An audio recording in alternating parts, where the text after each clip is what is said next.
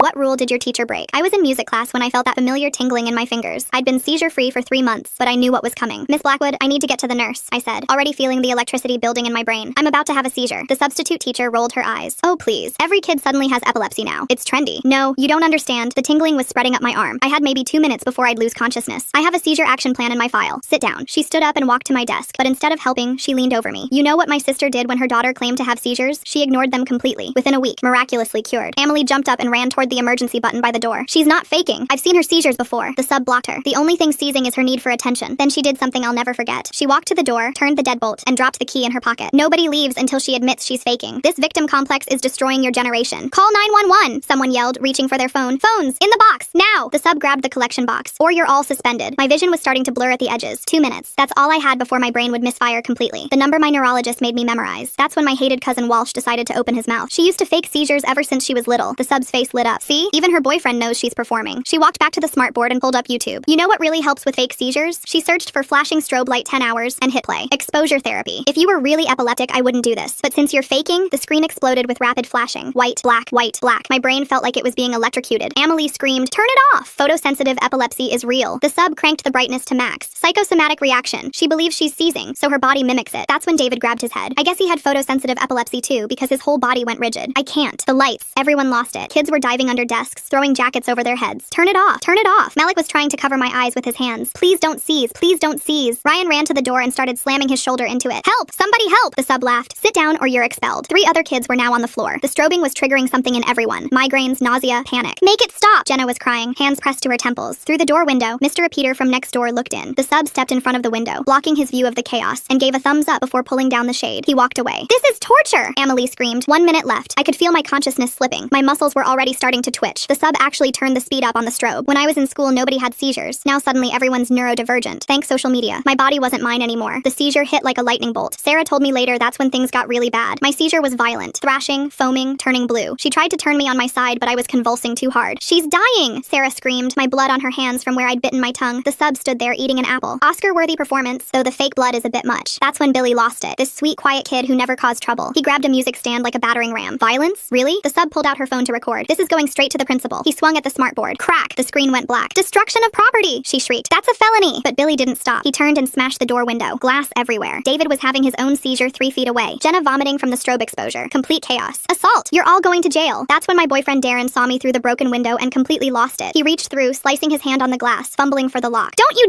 dare! The sub screamed, but Emily and Billy held her back. The door flew open. Teachers came flooding in. Call 911! Someone screamed. Multiple students seizing! The sub was still yelling as they restrained her. They're all faking! This is mass hysteria. The paramedics said I was clinically dead for 90 seconds. They had to intubate me right there in the hallway while working on David 10 feet away. Turns out he had undiagnosed epilepsy. Miss Blackwood was given paid time off while her performance was under review. A few of the parents worked to set up a GoFundMe to cover treatment costs. Fast forward 2 weeks later, and we were sitting in science class when they broke the news. David's parents only managed to raise $30,000 of the $130,000 needed for treatment. He didn't make it. That's when I knew we had to take matters into our own hands and destroy Miss Blackwood. My hands were shaking so bad I couldn't hold my pencil. The teacher kept talking about cell division, but all I could think about was how David's cells stopped dividing because his parents couldn't afford to keep them going. I sat there frozen while everyone else took notes like nothing happened, like David wasn't dead, like Miss Blackwood wasn't sitting at home getting paid while he was in the ground. The rage was so hot in my chest I thought I might throw up right there at my desk. When the bell rang, I ran to the bathroom and barely made it to the toilet before everything came up. Emily followed me in and held my hair back while I heaved. She kept whispering that we couldn't let Miss Blackwood get away with this. I knew she was right, but I could barely stand up straight. My legs were shaking and my head was pounding. That night I couldn't sleep at all. I just laid there staring at the ceiling and replaying those 90 seconds when I was dead. The darkness, the nothing. I kept wondering if David felt that same darkness or if it was different for him. My parents kept checking on me every hour because they were scared the stress would trigger another seizure. Mom would peek in and ask if I needed anything, and Dad would stand in the doorway just watching me breathe. The next morning at the school, there were flowers and cards piling up at David's locker. Someone had taped his school picture to the door, and people were leaving notes and stuffed animals. This freshman girl walked by and asked what happened. When someone told her about the seizure in music class, she actually said it sounded made up. I wanted to scream at her, but I just stood there staring at all the flowers. At lunch, I found Billy sitting alone at a table in the corner. His knuckles were still wrapped in bandages from when he punched through the smartboard. He looked up when I sat down, and I could see he hadn't been sleeping either. He told me he couldn't stop seeing David on the floor. We just sat there in silence because there wasn't anything to say that would help. Nothing would bring David back. After school, Darren was waiting by my locker with a stack of printed papers. He'd found Miss Blackwood's social media accounts before she made them private. Post after post going back years where she mocked kids with disabilities. She called them trendy. She praised her sister's tough love approach to her daughter's fake seizures. There were pictures of her at some conference about combating victim mentality in schools. Every post made me want to throw up again. David's funeral was 3 days later. The church was packed and his mom Niev sat in the front row looking like she hadn't eaten or slept since it happened. When I went up to pay my respects, she grabbed my my hand so tight it hurt. She kept whispering about the GoFundMe messages and how people kept saying they were sorry, but 30,000 wasn't enough. Her grip was crushing my fingers, but I didn't pull away. She needed someone to hold on to. After the service, I saw Walsh in the parking lot, and I couldn't help myself. I walked right up to him and asked how he could do it. How he could tell that substitute I was faking when he knew about my epilepsy. He started crying right there by his car. He said our grandmother always told him I was faking for attention, and he believed her because it was easier than accepting I was really sick. He said he was sorry, but sorry didn't bring David back. Monday morning, Principal Penn called me to her office with my parents. She sat there behind her big desk offering these careful condolences and talking about proper procedures. She kept emphasizing how the school followed protocol and how substitute teachers go through training. She never once admitted that those procedures failed David. She never said his name without looking at her lawyer on the phone. My parents were trying to stay calm, but I could see Dad's jaw clenching every time she mentioned procedures. After that meeting, they sent me to see Ren Quigley, who was the district's 504 coordinator. They sat there with my file open and this fake sympathy on their face while they reviewed my accommodation plan. They kept asking if there was anything they could have done differently, like David wasn't literally dead from what they did. They wanted me to say it was okay, that the system worked, but the system killed David, and they wanted me to pretend it didn't. I sat there listening to them talk about updated training and new protocols, while all I could think about was David seizing on that floor. Something feels really strange about how Miss Blackwood knew exactly which buttons to push. The strobe lights, the locked door, even calling epilepsy trendy. It's like she had this whole plan ready to go for some reason. The way his body went rigid, the way his eyes rolled back, the way the substitute stood there eating her apple while he was dying. They kept talking about moving forward and learning from this tragedy, but they never said what they learned. They never said they were wrong. They never said David should still be alive. When I left that office, I knew nothing would change unless we made it change. Miss Blackwood would come back from her paid leave and some other kid would die. The school would have more meetings about procedures and protocols, but nothing would actually get better. That's when Amelie and Billy and Darren and I started planning. We weren't going to let them sweep this under the rug like David never existed. The first thing we did was go to the police station downtown. My mom drove us there in her minivan while Amelie kept checking her phone for updates from the other parents. The building smelled like old coffee and floor cleaner. We sat in those hard plastic chairs for 2 hours before the detective finally called us in. He had this thick folder on his desk with David's name on the tab. I could see the corner of his death certificate sticking out. The detective kept saying things like alleged incident and under investigation, while that piece of paper sat right there. He told us these cases take time, and there's a process they have to follow. My mom asked when we'd hear something definite. He just shrugged and said it could be weeks or months. Amelie's mom started crying. The detective handed her a tissue box and said he understood our frustration, but they had to be thorough. He kept using the word alleged, even though David was dead, even though we all saw what happened, even though the paramedics had reports. He said the district was conducting their own investigation too. Everything was under review. That's all he would say. Under review. 3 days later, I had to go to the mall with my mom to get new shoes. The food court lights were those old fluorescent ones that buzz and flicker. I didn't think about it until we walked past Orange Julius. Then the lights started doing that thing where they pulse. My chest got tight. My hands started shaking. The lights kept flickering, and suddenly I was back in that classroom. I dropped to the floor right there by the pretzel stand. People were staring. Some kid was recording on his phone. Security came running over. They thought I was on drugs or something. My mom kept trying to explain, but I couldn't breathe. The lights kept flickering. They had to help me out through the employee exit. Everyone was watching, whispering. I felt so weak, so broken. The next Monday at the school, this girl from the newspaper came up to me. She had her recorder out and everything. Said she wanted to do a story about what happened. Part of me wanted to tell her everything. Every single detail about Miss Blackwood. But I also knew how these things go. One wrong word, and suddenly the story becomes about something else. Or the school makes me look like I'm making it up. Or they twist it around. I told her I couldn't talk about it yet. She kept pushing. Said people deserved to know the truth. Maybe she was right, but I wasn't ready. That weekend, I stayed in my room organizing everything. I pulled out my seizure action plan that the school was supposed to follow. Found all my hospital records from the past 3 years. The emails my parents sent at the beginning of the year explaining my condition. The letter from my neurologist. Each piece of paper felt important, like evidence, like proof that this shouldn't have happened. I made copies of everything, put them in a binder with tabs. My mom helped me scan them too. We saved everything on 3 different flash drives, just in case. While I was organizing, I kept checking David's GoFundMe page. Still stuck at $30,000. His parents needed $130,000 for all the medical bills before he died. The comments had stopped coming. People had moved on to other things. That's how it works. Something terrible happens, and everyone cares for a week. Then they forget. Kids die because their families can't afford treatment. That's just how things are. The anger was eating me up inside, making me feel sick all the time. On Sunday, Amelie and Billy came over with Malik. We sat in my basement trying to figure out what to do. Darren showed up late and sat on the stairs instead of with us. He kept checking his phone. Finally, Amelie asked what his problem was. He said his coach told him not to get involved. Said it could mess up his scholarship chances. That hurt more than I expected. He was supposed to be on our side. He was supposed to care about David, about me, but his stupid football scholarship was more important. Amelie said we should file public records requests. Her older sister did that once for a school project. We spent hours writing the requests, asking for the 911 call recordings, any security camera footage from the hallway, the incident reports. We sent them to the district office that week. They wrote back saying everything was part of an ongoing investigation. Said they couldn't release anything due to student privacy laws. It felt like a cover-up, like they were hiding something. That's when Amelie's mom mentioned she knew a lawyer. This woman named Orla Purcell who did civil rights cases. She agreed to meet with us at her office downtown. The place had all these awards on the walls, pictures of her with important people. She listened to our whole story without interrupting once. Then she said she'd help us pro bono if we could get organized. She needed evidence, witness statements, documentation, everything properly preserved. She gave us really specific instructions. Screenshot any social media posts about the incident before they get deleted. Write down everything we remember while it's still fresh. Get contact information for every witness, but absolutely no contact with Miss Blackwood. No messages, no confrontations, nothing that could be seen as harassment. The rules felt limiting, but having a plan helped. It made me feel less helpless, less like I was drowning. We made a group chat that night to coordinate everything. Amelie would handle collecting witness statements from our classmates. Billy would track down and organize all the documents. Malik would create a timeline of everything that happened. Everyone had a job. Everyone had something to focus on instead of just being angry. It felt like we were actually doing something. Like we weren't just going to let them sweep this away. The next morning, Principal Penn's voice crackled over the PA system during homeroom, and everyone stopped writing to listen. She cleared her throat twice before speaking, and I could tell from her tone she was reading from something prepared. Any student participating in walkouts or protests during school hours would face automatic suspension and removal from all extracurricular activities effective immediately. The room went silent, and I saw kids exchanging looks across the aisles. My hands started shaking because I knew what this meant for our plans. We'd been talking about organizing something bigger than just collecting evidence, and now they were trying to scare us into staying quiet. The announcement went on for another minute about maintaining order and respecting the learning environment, but I stopped listening and started texting under my desk. Within 5 minutes, our group chat had 40 messages all saying the same thing. We were doing it anyway. Third period was when we planned it, and nothing was going to stop us now. Not after what happened to David. The bell rang, and I grabbed my stuff and headed to English, trying to look normal even though my heart was pounding. In the hallway, I passed 3 security guards I'd never seen before standing by the main entrance. They were watching everyone and writing things down on clipboards. 2 more were stationed by the side exits. The message was clear, but it just made me angrier. Second period dragged on forever, and I kept checking the clock every 2 minutes. The teacher was talking about symbolism in some book, but I couldn't focus on anything except what was about to happen. Finally, the bell rang for third period, and I stood up with everyone else, but instead of going to class, I turned toward the main entrance. Amelie was already there with Billy and Malik, and about 10 other kids. More were coming down the hallway from different directions. The security guards stepped forward, blocking the doors, but we kept walking. One of them started saying something about consequences, but 40 kids pushing forward was more than 3 guards could handle. We pushed through the doors and out into the parking lot where more students were already gathering. Some teachers stood in their doorways watching, but nobody tried to stop us. A few even nodded slightly as we passed. We walked to the front lawn and stood there in a group, not chanting or holding signs, just standing together in silence for David. Cars driving by started honking, and some people took pictures with their phones. After 20 minutes, we walked back inside and went to our classes like nothing happened. By the end of the day, there were yellow detention slips stuffed in all our lockers with dates and times written in red pen. Mine was for every day after school for 2 weeks. That night, Walsh decided to make everything worse by posting an old video on social media from a family barbecue 3 years ago. In the video, I was laughing at something my uncle said and playing cornhole in the backyard looking completely normal and happy. He captioned it saying this proved I'd always been fine, and just played up my condition for attention when it was convenient. The betrayal hit harder than anything, because he was using our shared memories as weapons. He knew that video was from a good day between seizures, but he made it look like evidence I was faking. I'm curious why the detective kept using alleged when there's a death certificate right there on his desk. What exactly needs more investigation when someone's already gone? The way David's parents need $130,000 for medical bills while the school gives Miss Blackwood paid leave feels like there's something really twisted about these priorities. Within an hour, it had 200 shares and the comments were brutal. People calling me a liar and saying David's death was my fault for creating drama. I threw my phone across the room and heard the screen crack against the wall. The next morning, Darren found Walsh by his locker before first period, and I heard about it from 3 different people before I even got to the school. Darren grabbed Walsh's shirt and slammed him back into the metal lockers hard enough that everyone in the hallway heard it. Walsh tried to say something, but Darren shoved him again, and his head hit the combination lock on the locker behind him. 2 teachers came running and pulled them apart, but not before Darren got one more push in that sent Walsh's books flying everywhere. They both got marched to the office, and by lunch, they both had 3-day suspensions. Darren's mom had to leave work to pick him up, and I felt sick knowing his protective instinct was costing him his education. He texted me that night saying it was worth it, but I knew his parents were furious. 3 days later, I finally agreed to do the interview with a student journalist after saying no 5 times. We met in an empty classroom after school, and I set clear boundaries about what I would and wouldn't discuss. No questions about my family or medical history before the incident. No speculation about blame, just facts about what happened that day. My voice shook the entire time, and I had to stop twice to drink water because my mouth went completely dry. She asked about the strobe lights, and I described the feeling of my brain misfiring. She asked about the locked door, and I explained how trapped we felt. She asked about David, and I couldn't speak for almost a minute. When it was over, I felt empty and exhausted, but at least I'd said it out loud to someone who would write it down. The article went online that night on the school paper website, and within 2 hours, the comments section exploded. Half the people supported us and shared their own stories about teachers ignoring medical conditions. The other half called us hysterical attention seekers looking for someone to blame for a tragedy. One comment said David's death was just unfortunate timing, and we were using it to attack a good teacher. Another said we were drama queens making everything about ourselves. Reading strangers debate whether David's death was preventable made me run to the bathroom and throw up. My mom found me on the bathroom floor 20 minutes later sobbing. The next day, Orla called my mom with unexpected news. One of the paramedics who worked on me that day had reached out through her law office wanting to help. He couldn't speak publicly because his employer had strict policies about discussing cases, but he said if formally subpoenaed, he would provide a statement about what he saw. He remembered everything, including how long it took to revive me and the state of the classroom when they arrived. His testimony could prove how serious the situation really was. 2 days later, we got the transcript from Mr. Peters' deposition, and it made everything worse. He claimed he saw nothing concerning when he looked through the door window that day. Just Miss Blackwood giving him a thumbs up, so he assumed everything was fine and kept walking. He said the shade was already down when he looked, and he had no reason to think students were in distress. Reading that he could have saved us, but didn't even notice, made me lose faith in every adult who was supposed to protect us. He was 20 feet away while we were dying, and he just walked past. That same afternoon, Malik found something incredible online. Miss Blackwood had an old blog from 5 years ago that she'd forgotten to delete, and he'd been searching for hours until he found it. Post after post ranting about neurodivergent kids being coddled and creating victim culture in schools. One entry said seizure disorders were overdiagnosed and most kids just wanted attention and special treatment. Another said parents enabled fake medical conditions to excuse poor behavior. We screenshot everything before she could delete it and added it to our evidence folder that was getting thicker every day. Orla sent formal preservation letters to to the district and the smartboard manufacturer the next morning, demanding they maintain all electronic logs from that classroom. The legal language made everything feel more real and serious than our group chat planning ever did. The next morning, a letter appeared in every student mailbox with the teachers' union logo at the top. Dikey Paxton had typed up 3 pages of legal threats about what would happen if any student posted Miss Blackwood's name online. The words defamation and libel and civil lawsuit jumped out at me as I read it in the hallway. Kids were passing copies around, and some were already deleting their social media posts from the night before. I watched 2 freshmen actually crying as they read about personal liability and permanent records. Emily grabbed my copy and ripped it in half right there in front of everyone. The anger spread through the hallway like wildfire as more kids realized we were being threatened for telling the truth. My mom had to pick me up early that day for a grocery run, and I thought I'd be fine. The self-checkout machine started flashing red when the barcode wouldn't scan, and my whole body went rigid. The strobe pattern hit my brain like a hammer, and suddenly I couldn't remember where I was. My legs turned to jelly, and I grabbed the counter to keep from falling. Mom dropped everything and wrapped her arms around me to guide me toward the exit. People stared as she basically carried me through the parking lot while I tried to remember how to walk. My hands were still shaking when we got to the car, and I realized the triggers were getting worse, not better. Every flashing light felt like a threat now, and I couldn't make my brain understand the difference between danger and normal life. Darren started showing up at my locker between every single class the next day. He'd walk me to each room with his hand on my back like I might collapse any second. At lunch, he checked on me 3 times to make sure I was eating enough. After school, he followed me to my car, even though his was on the other side of the lot. By Wednesday, I couldn't take it anymore and told him I needed space to breathe. He looked at me like I'd slapped him and said he was just trying to protect me. We stood there in the parking lot yelling at each other for the first time since we'd started dating. He kept saying he couldn't lose me too, and I kept saying I wasn't made of glass. Neither of us won that fight, and we didn't talk for 2 days after. Someone leaked an email chain from the administration that Thursday, and it spread through the school like poison. The subject line said, "Managing the paid leave situation," and every message talked about optics and liability and media response. Not one single email mentioned David's name or asked how the rest of us were doing. They called it an incident and discussed damage control like we were a PR problem to solve. The corporate language about a dead kid made me run to the bathroom and throw up. My hands were shaking as I forwarded it to Orla, who said it was exactly what we needed for the case. The school board meeting that night was packed with parents and reporters. We each got 2 minutes to speak, and I was third in line after Emily and Billy. My voice cracked when I said David's name, but I kept reading from my notes about what really happened. Behind me, I could hear parents whispering about mass hysteria and attention-seeking teenagers. One dad actually laughed when I described my seizure. I wanted to turn around and scream at them, but I kept going until my time ran out. Ren Quigley stood up during the public comment period with a thick folder of papers. He proposed mandatory training for all substitute teachers about medical conditions and emergency protocols. The board members nodded and took notes and said they'd implement it within the next academic year. I wanted to scream that David needed help 6 weeks ago, not next September. The timeline felt like another slap in the face to everyone who'd been in that room. Orla helped us file a federal complaint with the Office for Civil Rights the following week. The woman on the phone was nice, but explained the investigation could take 18 months to complete. She used words like thorough and comprehensive while I stared at the calendar thinking about David already in the ground. Justice delayed felt exactly like justice denied when the person who needed it most was gone. Every form we filled out felt pointless, but Orla said we needed the paper trail. At the school, kids started crossing the hallway when they saw me coming. Rumors spread that I wanted attention, and got what I wanted even though David paid the price. Someone wrote "Drama Queen" on my locker in permanent marker. The whispers followed me everywhere about how I'd destroyed Miss Blackwood's career for nothing. The physical symptoms hurt, but the social isolation hurt worse. Emily showed up at my house Sunday night with red eyes and snot running down her face. Her parents had given her an ultimatum about choosing her future over my vendetta. They said she was ruining her college prospects by associating with me. She hugged me so tight I couldn't breathe and promised she wasn't abandoning me no matter what they threatened. We sat on my bed crying together until she had to go home. Mr. Peter pulled me aside after school on Monday and asked if we could talk privately. His hands were shaking as he admitted he should have looked closer through that window. He said he was haunted by what he didn't do and couldn't sleep anymore. The guilt in his eyes seemed real, but his remorse didn't bring David back. He asked what he could do to help, and I told him to testify at the hearing if we ever got one. Walsh getting slammed into lockers by Darren seems like a pretty direct message, but I wonder if Walsh actually understands why people are this angry, or if he thinks he's just reporting facts. 3 days later, the mail carrier handed me a thick envelope from the Office for Civil Rights, and my hands shook as I tore it open in the kitchen. The letter had an official government seal at the top and started with "Dear Complainant," before listing our case number 2024-1847 in bold letters. Mom read it over my shoulder while I scanned the formal language about how they'd received our complaint and would begin their investigation into the school district. It was just paperwork, but seeing that case number made everything feel more real and official. The next morning, I was spinning my locker combination when something fell out and hit my shoe. A small black USB drive with no label sat on the floor, and I picked it up wondering if someone dropped it by accident. During lunch, I plugged it into my laptop in the library, and a single video file appeared on the screen. The timestamp showed it was from that day in music class, and my stomach dropped as I clicked play. The footage was grainy hallway security camera video, but you could see straight through our classroom door window for about 30 seconds. Kids were diving under desks, and someone was clearly seizing on the floor while Miss Blackwood stood there doing nothing. The angle wasn't perfect, but you could make out the chaos and her complete lack of response to the medical emergency. I immediately texted Emily, who ran over from the cafeteria, and watched it with me 3 times before we called Orla. She answered on the second ring and told us not to share it with anyone or even make copies until she could verify where it came from. The chain of custody for evidence was critical, she explained, and we couldn't risk it being thrown out of court on a technicality. Someone inside the school was trying to help us, but we had no idea who had access to that footage or why they'd chosen to give it to me anonymously. That afternoon, Mom drove me to the Pritchard house where David's mother was waiting in the living room with boxes of tissues and photo albums spread across the coffee table. She led me upstairs to David's room, which looked exactly like he'd left it that morning before school, with his bed half made and chemistry textbook open on his desk. His college applications were stacked next to his computer, and Northwestern was on on top with the essay section completed but never submitted. We sat on his bed and she held my hand while explaining that she'd hired her own lawyer to pursue a civil suit against the district and Miss Blackwood personally. She asked if I'd be willing to testify about what happened, and I nodded immediately because David deserved justice, even if he wasn't here to see it. She showed me his journal where he'd written about wanting to be a doctor and help kids with neurological conditions like his own epilepsy that nobody knew about. The next day, Darren asked to talk privately after school, and we sat in his car in the parking lot while he stared at the steering wheel. He explained that his basketball scholarship to state was threatened because of his involvement in the incident, and the coach had warned him to stay quiet. His hands gripped the wheel as he promised he still loved me, but couldn't risk his entire future by being publicly involved in the fight against Miss Blackwood. I understood intellectually that college was his only way out of our town, but it still felt like he was choosing his future over doing what was right. He dropped me off at home and I watched his car disappear, knowing our relationship would never be the same after this. 2 days later, Mom drove me to my first therapy appointment at a small office building downtown, where the therapist had me fill out forms about my seizure triggers. She explained that we'd work on practical coping strategies for managing light sensitivity and stress that could trigger episodes. For homework, she gave me a worksheet to track my triggers throughout the week, which meant accepting that this was my new normal life. She taught me breathing exercises and showed me special glasses that could filter out certain light frequencies that might help prevent seizures. That weekend, I was checking social media when Amelie called screaming that someone had created a fake account using my name and profile picture. The account had posted screenshots of my medical records showing my epilepsy diagnosis and medication list with nasty comments about attention seeking. By the time we reported it and got it taken down, the screenshots were already circulating through group chats and being reposted by anonymous accounts. Someone had violated HIPAA laws to get those records and was trying to humiliate me online, but we couldn't trace who was behind it. Orla suggested I take control of my own narrative by recording a video statement about what really happened that day. I set up my phone in my bedroom and spent 3 hours getting through the facts without crying or showing emotion. The final version was 8 minutes of me calmly explaining the timeline of events and Miss Blackwood's specific actions that endangered multiple students. Posting it felt scary, but also gave me some control over how my story was being told, instead of letting others twist it. Within 2 days, local news reporter Seamus Rader had contacted Orla asking for an interview about the incident. He ran a segment on the evening news showing my video statement and interviewing other parents whose kids were in the room that day. Tips started flooding into the news station about Miss Blackwood's behavior at her previous 2 schools, including an incident where she'd locked a diabetic student in a closet during a blood sugar crisis. The police finally scheduled formal interviews with all 23 students who were in the classroom, and Orla sat next to me as my attorney while I gave my statement. They asked detailed questions about every minute of that day, while a stenographer typed everything I said and 2 detectives took notes. Miss Blackwood's lawyer had apparently advised her not to speak to investigators, which Orla said was basically an admission that she knew she'd done something wrong. 2 days later, the IT guy from the district called Orla's office while I was there going over paperwork, and she put him on speaker so we could both hear what he found. He pulled up the smartboard logs from that exact classroom on that exact day, and there it was, a YouTube video titled Extreme Strobe Light Challenge 10 Hours, played from 11:42 a.m. to 11:54 a.m., exactly when everything happened. The log showed Miss Blackwood's login credentials, started the video, and set it to full screen mode at maximum brightness, and seeing that digital proof made my chest feel tight, even though it didn't bring David back or fix what happened to any of us. The next morning, a certified letter arrived at my house from the school district's lawyers, offering me $50,000 if I signed their settlement agreement, which included a non-disclosure agreement that would stop me from ever talking about what happened publicly again. My mom read through the 20-page document at the kitchen table while I ate cereal, and she kept shaking her head at different parts, especially the section that said I couldn't post on social media, give interviews, or participate in any legal action against the district or Miss Blackwood personally. The money would cover most of my medical bills from the ambulance ride and emergency room visit, plus the new medication I had to take now, because my seizures got worse after that day, but signing meant staying quiet about David dying, and Miss Blackwood still being on paid leave like nothing happened. 3 days later, Malik texted everyone to meet at his garage after school to talk about the settlements, since apparently we all got the same offer. And when I showed up, there were already 12 kids there with their letters spread out on his dad's workbench. Billy was pacing back and forth saying we should all refuse because taking the money meant they won, while Sarah kept saying her family needed the money for her therapy bills, since she couldn't sleep without seeing David's face turning blue. The arguments got louder when someone's older brother who was in law school showed up and explained that if we took the settlements, we couldn't be witnesses in each other's cases or help David's parents with their wrongful death lawsuit, which made everyone start yelling about whether we owed it to David to refuse the money. Amelie grabbed my arm and pulled me outside where it was quieter, and said she thought anyone who took the money was basically saying David's life was worth $50,000. But then Walsh showed up and started arguing that we'd be stupid not to take guaranteed money when a trial could take years, and we might lose anyway. My phone buzzed with a text from Darren saying I should just take the money and use it to move to a different school district where I could start fresh without everyone knowing me as the seizure girl. And when I showed it to Amelie, she got mad and said that was exactly what the district wanted, for us to disappear and let them sweep everything under the rug. The stress of being pulled between them made my hands shake, and I had to sit down on the curb because I felt another seizure coming on, which scared everyone enough that the arguing stopped for a few minutes while Malik got me water and made sure I was okay. The next day at the school, Principal Penn pulled me out of English class and brought me to her office where she had this whole presentation set up about a restorative justice healing circle where Miss Blackwood would apologize to all of us students, and we would share our feelings and move forward together as a community. She showed me this PowerPoint with stock photos of people hugging and holding hands in circles while she explained how this would help everyone heal, and wouldn't that be better than all this legal fighting that was tearing the school apart? Principal Penn's healing circle PowerPoint with stock photos of people hugging? That timing seems awfully convenient when everyone's deciding about settlements. Makes me wonder who told her about the garage meeting yesterday and why she pulled just me out of class for this little presentation. I told her I didn't want to sit in a circle and pretend to forgive someone who killed my classmate, and she got this tight smile and said that was a very strong word to use, and maybe I should consider how my inflammatory language was affecting affecting other students' ability to process their trauma. She kept pushing, saying Miss Blackwood was suffering too and deserved a chance to make amends. And that's when I stood up and walked out of her office without saying another word, because I knew if I stayed, I'd say something that would get me suspended. That afternoon, Orla called to tell me that David's mom's lawyer reached out about coordinating our cases since the district was trying to play us against each other by offering different settlement amounts to different families based on how much they thought we'd fight. Neve Pritchard, that was the lawyer's name, wanted all the families to work together so the district couldn't pick us off one by one with these settlement offers. And hearing that David's mom was fighting too made me feel less alone in refusing to just take the money and shut up. Over the next 2 weeks, Orla had me come to her office every day after school to practice for my deposition, making me tell the story over and over while she played the role of Miss Blackwood's lawyer, asking hostile questions designed to make me look like a liar or attention seeker. She taught me to pause before answering, to only answer exactly what was asked without offering extra information, and to stay calm even when the questions made me angry, which was hard when she asked things like whether I'd ever exaggerated my symptoms before, or if I enjoyed the attention I got from having seizures. We even planned what to do if I had a seizure during the deposition, with Orla making sure the court reporter knew to note everything that happened, and having my medical alert information ready in case opposing counsel tried to claim I was faking. The morning of Miss Blackwood's deposition, I wasn't allowed in the room, but Orla told me about it afterward, how Miss Blackwood sat there in a navy suit insisting that we were all performing, and that teenage girls especially were prone to mass hysteria and attention-seeking behavior. She actually brought up her sister's daughter who supposedly faked seizures for 2 years before her parents stopped enabling her, and miraculously she was cured, using this as proof that she knew we were all faking, and that's why she felt confident using the strobe light as exposure therapy. When they asked her about David, she said he was probably just caught up in the group hysteria, and that his death was an unfortunate coincidence, but not related to her actions, which made me so angry my hands shook, and I had to leave Orla's office to walk around the block 3 times before I could calm down. The next week was Mr. Peters' deposition, and this time Orla let me watch through the glass door, and I saw him break down crying when they asked him about looking through our classroom window that day. He admitted he saw Miss Blackwood give him a thumbs up, and he assumed everything was fine because she seemed calm, but he didn't really look at us students or notice the chaos happening behind her, and now he couldn't sleep because he kept thinking about how he could have stopped everything if he'd just opened the door. His tears seemed real, and he kept saying he was sorry, but sorry didn't bring David back, and sorry didn't fix my brain that now had seizures twice as often as before that day, and I noticed Miss Blackwood never said sorry, not even once. The last deposition that week was Dikey Paxton, the district's superintendent, who spent 3 hours explaining how the district's substitute teacher training was comprehensive, but that Miss Blackwood was an aberration, who acted outside the scope of her training, basically trying to throw her under the bus while protecting the district from liability. He kept using phrases like isolated incident and couldn't have been prevented, while his lawyer nodded along, and when they asked him about David, he called it a tragic outcome, but insisted the district followed all protocols in their response, even though it took the ambulance 15 minutes to arrive because no one called 911 immediately, since Miss Blackwood had locked the door and taken our phones. 3 weeks later, Walsh sat in the lawyer's office for his deposition, and I watched through the glass door as he kept looking down at his hands. The lawyer asked him about that day in music class, and he started talking about our grandmother, how she'd been telling him since we were kids that I was faking everything for attention. He said she'd call him every week to warn him about my manipulation tactics and how I'd fooled all the doctors. She'd send him articles about Munchausen syndrome and tell him stories about times I'd supposedly pretended to be sick to get out of family events. The lawyer wrote everything down while Walsh explained how grandmother had convinced him that helping me would just enable my behavior. He admitted she'd been poisoning his mind against me for years, but said it didn't excuse what he did. Back at the school the next morning, everything felt different. Some kids came up to me in the hallway to say they were sorry for not doing more that day. Malik brought me a card signed by half the basketball team, but other kids rolled their eyes when they saw me coming. I heard whispers about how we were being dramatic and how David would have died anyway because of his condition. One girl said we were just trying to get money from the lawsuit. The cafeteria split into 2 groups, those wearing purple ribbons for David and those who thought we were overreacting. Fights broke out in the parking lot between kids arguing about whether Miss Blackwood deserved what was happening to her. 2 months passed before we got the court date. The judge listened to all the testimony and looked at the medical records and the video Billy's phone had captured before Miss Blackwood took it. She granted the preliminary injunction requiring every staff member to complete seizure response training within 30 days, but she denied our request to have Miss Blackwood fired immediately. She said due process had to be followed and Miss Blackwood had rights too. The lawyer explained that this was actually good news, but it didn't feel like it when I knew she was still getting her full salary. Another month went by before the district finally offered to settle. They created a memorial fund in David's name worth $200,000 for epilepsy research. They promised to overhaul their substitute teacher training program and require medical emergency certification for all staff. Miss Blackwood agreed to resign with her teaching license under review by the state board. The district's lawyer kept calling it a fair resolution, but David's parents just sat there crying. My neurologist appointment that week didn't go well. The test showed my seizure threshold had dropped significantly from all the stress. She said I'd need to increase my medication and avoid any triggers including flashing lights, lack of sleep, and emotional stress. That's when I knew I had to end things with Darren. We sat in his car after school and I explained that I couldn't handle a relationship on top of everything else. He kept saying he understood, but his eyes were red and he wouldn't look at me. We'd been together for 2 years, but my brain couldn't take any more pressure. Emily helped me start a disability advocacy group at the school the following week. 20 kids showed up to the first meeting in the library. We talked about creating buddy systems for students with medical conditions and pushing for better emergency protocols. One girl with diabetes shared how a teacher had refused to let her check her blood sugar during a test. A boy with Tourette's talked about getting detention for his tics. We made plans to present to the school board and started working on a petition for mandatory disability awareness training. Having something productive to focus on helped with the anger that kept building up inside me. Neve and I went to David's grave on a Saturday morning when the cemetery was empty. We didn't talk about the lawsuit or Miss Blackwood or any of it. We just sat on the grass next to his headstone and watched the clouds move across the sky. His parents had chosen a quote about light never truly going out but just changing form. Neve pulled grass out of the ground around one blade at a time while I traced his name carved into the granite. After an hour, we walked back to her car without saying anything, because there wasn't anything to say. Some things can't be fixed with words or money or justice. The next week, I spent every evening writing an article for the local paper about what happened. I didn't attack anyone personally or use inflammatory language. I just laid out the facts about the systemic failures that led to David's death. I wrote about the lack of proper substitute training, the absence of medical emergency protocols, and the culture that dismisses student medical needs as attention-seeking. I ended it with specific proposals for change, including mandatory medical training, clear reporting procedures, and accountability measures. My voice stayed steady as I read it to my parents before sending it in, not because I was healed, but because I'd learned to carry the damage without letting it consume me completely. Thanks for letting me wander through all this with you. It's been such a journey to share together. Until we meet again. And hey, like the video, it helps more than you think.